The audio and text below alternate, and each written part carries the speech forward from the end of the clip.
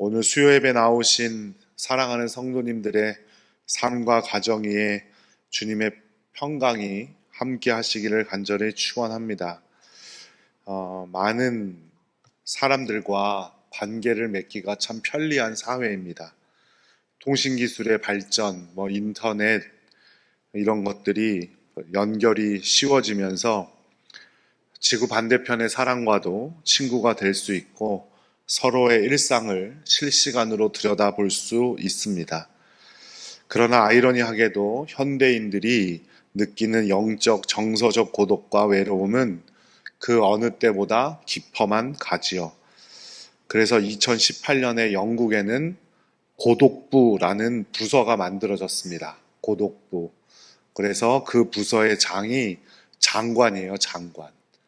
그래서 그 고독부에서 쓰이는 예산이 2천만 파운드래요. 우리나라 돈으로 약 380억 정도. 자살, 그리고 고독사 이런 것들을 예방하고 어떻게 하면 사회적 비용을 줄여가며 사회적으로 다 막을 수 있을까? 그 이후에 한 나라에 더 이 고독부라는 것이 생겼어요. 그게 어디냐면 우리 옆나라 일본입니다. 군중 속의 고독이라는 말처럼 수많은 인맥과 가벼운 만남 속에서도 진정으로 내 영혼의 아픔을 나누고 있는 모습 그대로 나를 받아줄 수 있는 참된 친구를 만나기가 참으로 어려운 사회입니다. 저도 절실히 느끼고 있습니다. 때로는 아무런 이유 없이 미워하고 시기하는 사람들을 만나기도 하고 깊은 마음의 상처를 받기도 하죠. 그 마음의 상처를 해결하기가 또 어려운 것이 현실이고 또 세상의 어떤 것보다 사람으로 받는 상처를 해결할 수 없는 것 또한 사실입니다. 그래서 믿었던 사람들에게 배신을 당하거나 이해타산적인 관계 속에서 상처를 입고 마음의 문을 닫아보신 경험들이 한 번쯤은 있으실 겁니다. 오늘 우리가 함께 읽은 말씀에는 세상적인 계산과 두려움, 장벽을 모두 뛰어넘어 오직 하나님 안에서 한 마음 된 두 사람의 아주 특별하고도 신비로운 만남이 기록되어져 있습니다. 그게 바로 다윗과 요나단입니다. 오늘 말씀을 통해서 우리 삶에 허락하신 믿음의 동역과 참된 우정이 무엇인지 깨닫고 우리 역시 누군가에게 요나단과 같은 진정한 생명의 친구가 되어주고 무엇보다 우리의 영원한 친구이신 예수 그리스도의 사랑을 깊이 깨닫고 회복하는 복된 시간 되시기를 주님의 이름으로 간절히 축복합니다. 오늘 본문 1절 말씀을 한번 읽어보겠습니다. 다윗이 사울에게 말하기를 마침에 요나단의 마음이 다윗의 마음과 하나가 되어 요나단이 그를 자기 생명같이 사랑하니라. 다윗이 사울 왕과의 대화를 마치자마자 그것을 지켜보던 요나단의 마음이 다윗의 마음과 하나가 되었다라고 성경은 기록하고 있습니다. 열왕기상 18장 오늘 본문이죠. 17장에는 어떤 이야기가 나올까요? 다윗 하면 딱 떠오르는 이야기가 뭐가 있으세요? 골리앗을 이긴 이야기가 17장에 있고 그를 통해서 사울이 다윗을 불러다가 이야기를 나눠요. 그 이야기를 나눈 다음에 요나단의 마음이 다윗의 마음과 하나가 되었다라는 뜻입니다. 여기서 하나가 되다라는 건 그냥 친해졌다라는 의미를 뛰어넘어 그 두 사람의 영혼이 굳게 결합되고 하나님을 향한 신앙적인 공감대가 하나가 되었다라는 것을 의미합니다. 사실 인간적인 눈으로 보면 요나단과 다윗은 도저히 친구가 될 수 없는 사이였죠. 철저한 사회적 격차를 가진 인물들입니다. 요나단은 먼저 어떤 인물입니까? 사울 왕의 아들, 그러니까 왕자예요, 왕자. 왕궁에서 자란 고귀한 왕자였고 변고가 없다면 아버지의 뒤를 이어 장차 이스라엘의 2대 왕이 될 왕위 계승 서열 1위의 인물입니다.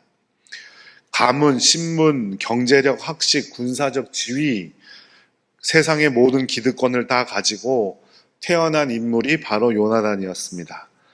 반면에 다윗은 어떤 배경이었습니까? 유대 땅, 그것도 저 시골 베들레헴, 그 보잘것없는 그 마을에 양을 치던 어린 목동이었습니다. 제가 여러 번 말씀드렸지만 아버지 이새의 눈에도 왕이 될 만한 제목은 아닌 것처럼 보였던 인물이 바로 다윗이죠.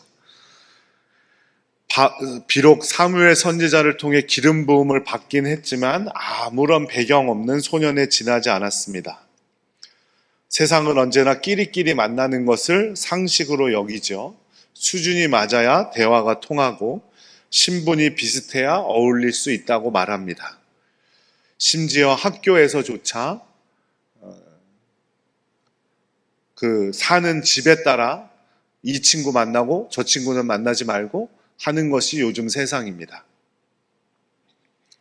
제가 무슨 영상을 하나 봤는데 교실에 한강이라는 게 있대요. 한강. 뭔지 아세요? 다 분단으로 이렇게 앉잖아요, 아이들이. 근데 2분단이랑 2분단은 차이가 이렇게 넓은 거예요. 거기를 한강이라고 부른대요.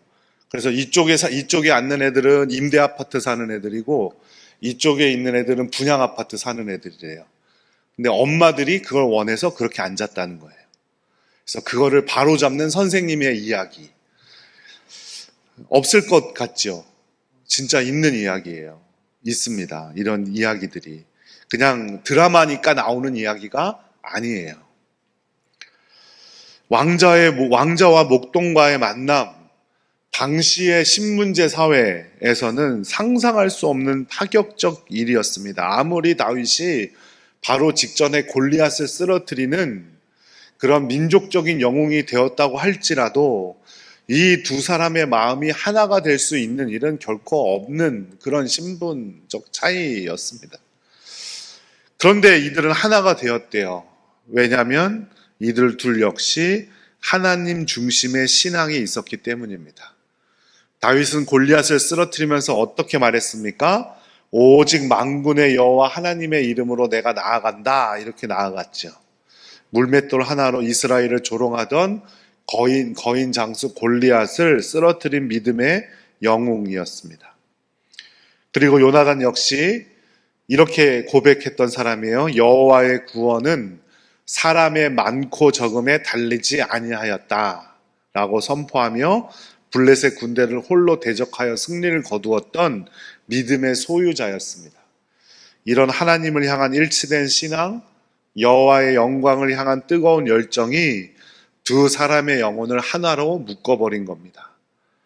사랑하는 성도 여러분, 진정한 교제는 따라서 믿음에서 나오는 겁니다. 육신적인 조건이거나 세상적인 배경이거나 나랑 말이 잘 통하거나 그것으로 참된 교제는, 성경이 말하는 교제는 이루어지지 않습니다. 오직 우리 안에 거하시는 예수 그리스도, 우리와 함께 하시는 하나님의 영으로 말미암아 시작되는 줄 믿으시기 바랍니다. 교회 안에서 우리가 세상의 직분, 빈부격차, 또 고향과 학벌 다 내려놓고 그리스도 안에서 형제요 자매라고 고백할 수 있는 이유가 바로 여기에 있는 겁니다. 우리 안에 흐르는 예수 보혈의 피가 우리를 하나로 묶어주었기 때문임을 꼭 기억하시기 바랍니다. 그래서 우리 동산교회 안에 세상의 장벽을 허물고 하나님 안에서 믿음으로 하나 되는 진정한 하나됨이 넘치는 우리 교회가 되기를 간절히 축복합니다. 진심으로 그런 우리 교회가 되었으면 참으로 좋겠습니다. 열왕기상 18장 3절 4절 함께 읽어보겠습니다. 요나단은 다윗을 자기 생명같이 사랑하여 더불어 언약을 맺었으며 요나단이 자기가 입었던 겉옷을 벗고 다윗에게 주었고 자기의 군복과 칼과 활과 띠도 그리하였더라. 아멘. 요나단은 하나가 된 사실을 그저 마음속으로만 담아두지 않았습니다. 언약을 맺었고 겉옷을 벗어주었고 군복과 칼과 활과 띠를 다윗에게 주었습니다. 이런 행동은 그저 그냥 옷을 한 벌 준 거, 칼 한 자루를 준 거에서 그치는 것이 아니죠. 고대 사회에서 왕자가 입던 겉옷과 군복, 그리고 왕자 전용의 무기들은 단순한 의복이나 도구가 아니었습니다. 그것은 바로 왕자라는 고귀한 신분과 지위, 그리고 장차 이스라엘의 왕이 될 왕권을 상징하는 지극히 귀한 성물을 말하는 거죠. 신분을 상징하는 거예요. 요나단이 자신의 신분을 내려놓고 다윗에게 그 신분을 넘겨준 겁니다. 요나단이 자기의 겉옷과 무기를 다윗에게 주었던 것은 그저 단순한 영적 하나됨을 넘어서 자신의 왕위 계승권과 모든 기득권을 기꺼이 다윗에게 양보하겠다는 그런 선언과도 같은 거예요. 요나단은 하나님의 뜻이 어디에 있는지 영적으로 분별할 줄 아는 사람이었습니다. 그래서 비록 인간적으로는 세상적인 기준으로 보자면 다음 왕이 자신이 되어야 하지만 하나님께서 다윗을 사랑하시고 이스라엘의 다음 왕으로 세우고자 하신 뜻을 알았을 때 요나단은 시기하거나 질투하지 않았고 다윗을 최선을 다해 도왔던 것이죠. 오히려 기쁜 마음으로 자신의 왕관과 왕복을 자신의 발 앞에 내려놓으며 그를 높여 주었습니다. 자기를 비워 친구를 높이는 이 희생적인 사랑이야말로 하나님 나라, 하나님 사랑의 핵심적인 원리입니다. 세상의 사랑은 언제나 조건적이고 이기적이죠. 내가 너를 이만큼 사랑하니 너도 나한테 이만큼 해달라. 기브 앤 테이크의 계산이 바탕에 깔려 있습니다. 나보다 잘 나가는 사람을 보면 겉으로 축하하는 척하지만 속으로 시기하고 질투하는 것이 타락한 인간의 본성입니다. 그러나 요나단의 사랑은 달랐습니다. 자신을 온전히 비워 다윗을 채워주고 자신을 낮춰 다윗을 왕의 자리로 세워가는 거룩한 사랑이었습니다. 이것은 요나단이 다윗을 자기 생명같이 사랑했기 때문에 가능한 일이었죠. 우리의 인간관계 속에서 이러한 거룩한 내려놓음과 내어줌의 은혜가 회복되기를 간절히 축복합니다.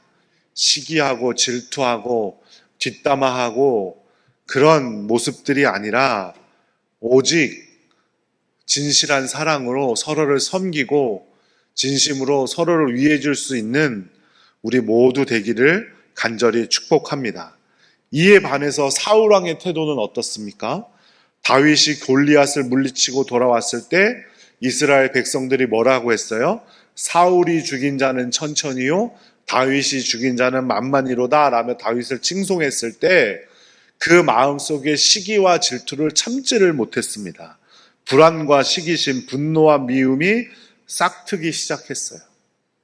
사울은 다윗을 경쟁자로 보았고 자신의 왕권을 위협하는 정적으로 여겼습니다.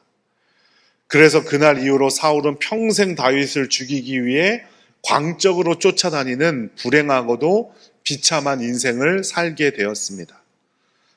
놀랍게도 요나단은 사울왕과 완전히 동일한 환경과 입장에 처해 있었죠. 다윗에게 왕권이 넘어가면 사실 제일 손해보는 사람은 누굽니까? 요나단이에요. 사울이 아니에요. 사울은 이제 살 만큼 왕권이 넘어갈 때 되면 살 만큼 살았을 테니까. 요나단이 제일 피해를 보는 거죠. 다윗만 없으면 이스라엘의 다음에 모든 그 왕권이 전부 요나단의 차지가 되는 거예요.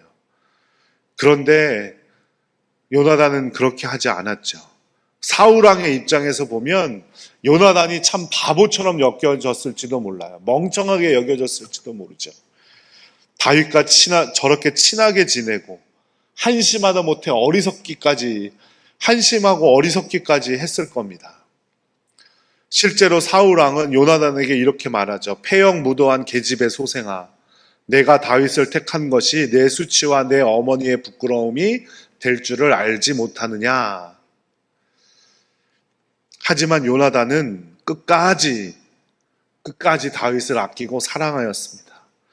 요나단의 삶은 자신의 야망이 아니라 하나님의 뜻과 하나님의 언약에 이끌리고 있었기 때문이에요. 믿음에 이끌리고 있었기 때문입니다.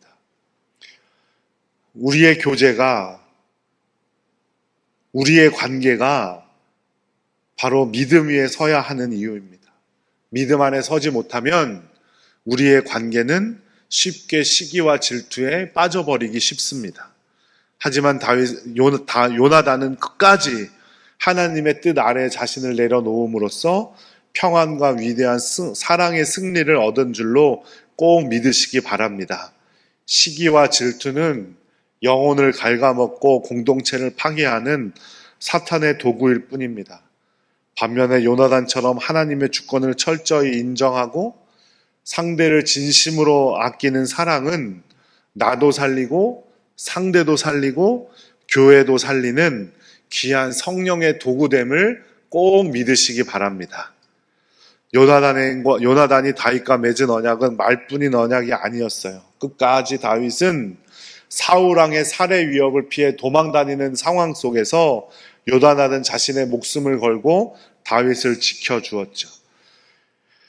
왕의 명령을 거역하는 것은 반역이자 죽음을 의미하던 시대였습니다. 아무리 왕의 아들이라 할지라도 예외는 없었죠. 그러나 요나단은 아버지가 다윗을 끝내 죽이려 한다는 사실을 알아챘을 때 신호를 보내어 다윗을 안전하게 도망치게 하였습니다. 자신의 목숨을 담보로 하면서 친구를 구한 것이죠. 그래서 다윗이 요나단이 길보아 전투에서 요나단이 죽었을 때 다윗은 이렇게 노래합니다. 내 형 요나단이여 내가 그대를 애통함은 그대는 내게 심히 아름다움이라.